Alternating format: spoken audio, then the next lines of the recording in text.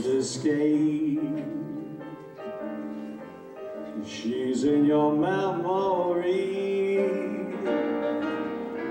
by morning, night, and noon. She will leave you and then come back again. A pretty girl is just like a pretty tune.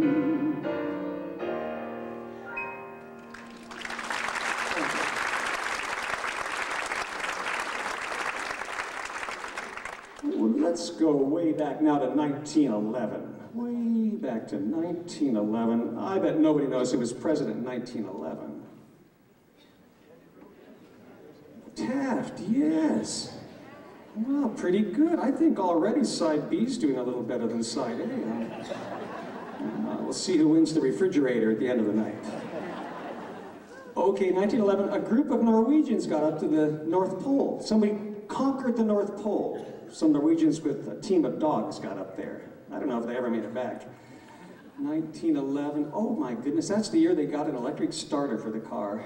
You didn't have to get out and crank it up anymore. You could just sit in your nice warm car and turn that key. What a great invention, huh? I could just see us all out there today cranking up our cars.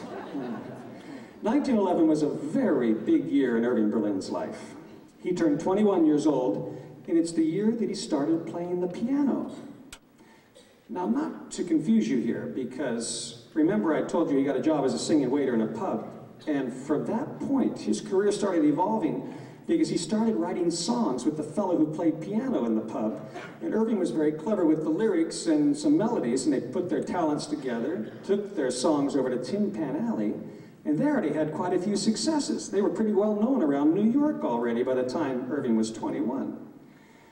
But he wanted to learn how to play the piano himself because he didn't want to share his money with the piano player.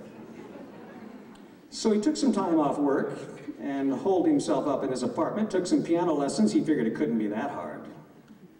Well, it was a little harder than he thought. So hard, he was such a lousy pianist by his own description that he said he could only really play on the black keys.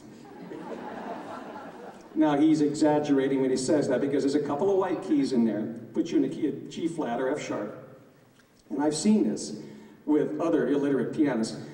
They can kind of see everything if they have that ability in the key of G flat. They can see all the chords and play all the songs, except not quite, because music's written in 12 keys, not just one key. And he was a one-key pianist. He could only play in G flat. Every song goes through 2 or 3 different keys. But Irving made up for his shortcoming by buying himself a trick piano. What this was a piano with a lever right under the keyboard. Right under was a little lever that would put him into any key he wanted to be. So he could play on his black notes and move the lever, and it would shift him into another key. So he could stay on his comfortable notes and move the lever. They say he had a very jerky way of playing. He's always reaching down and moving this lever. Really ingenious, just amazing. Well, he accomplished his goal with this piano. After 1911 on, it was always words and music by Irving Berlin. He got to keep all of the money, forget the pianist. I'm going to play a song for you that Irving published after he'd just been playing that piano for 3 months. Now, it wasn't famous right away. It caught on slowly, but when it did, it was like a wildfire, out of control. The whole world was singing Irving's song. It was his first big international breakthrough.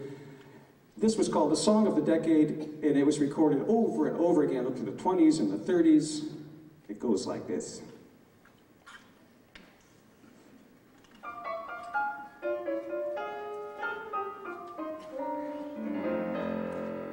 Oh, my honey,